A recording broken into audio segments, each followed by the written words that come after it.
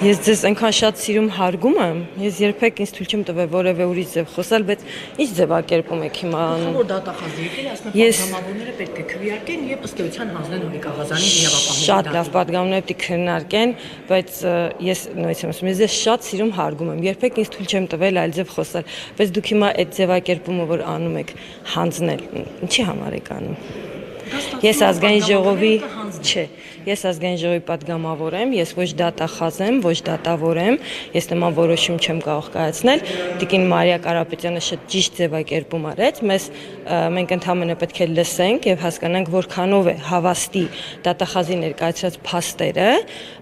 կա արդյոք քաղաքական հետապնդում թե չկա, մենք քաղաքական մարմին ենք եւ միայն դա կարող ենք քննել։ Ես իրավունք չունեմ որոշելու Հովիկ Աղազյանը մեղավոր է թե մեղավոր չի, լիազորություն էլ չունեմ ու եթե ամբողջ անկեղծնենք ոչ մի պատգամավոր նման գիտելիք էլ չունի եւ այդ նյութերը չունի պարզելու։ Մենք ընդհանրապես դա պետք է պարզենք հասկանալու համար կա արդյոք խնդիր, ես կարծում եմ որ ոչ մի մարդ, եթե որևէ անմեղության կանխավարկած է մի կողմ թողերով, ոչ ոք չպետք է անպատիժ մնա միայն նրանից, որ ինքը անձեռնմխելի է։ Հիմա եթե կլինեն հիմնավոր կասկածներ դատախազի ներկայացումից հետո, որ Հովիկ Աղազյանը որևէ ձևով կասկած կառաջացնի մեր մոտ, որ անմեղության հարց կա,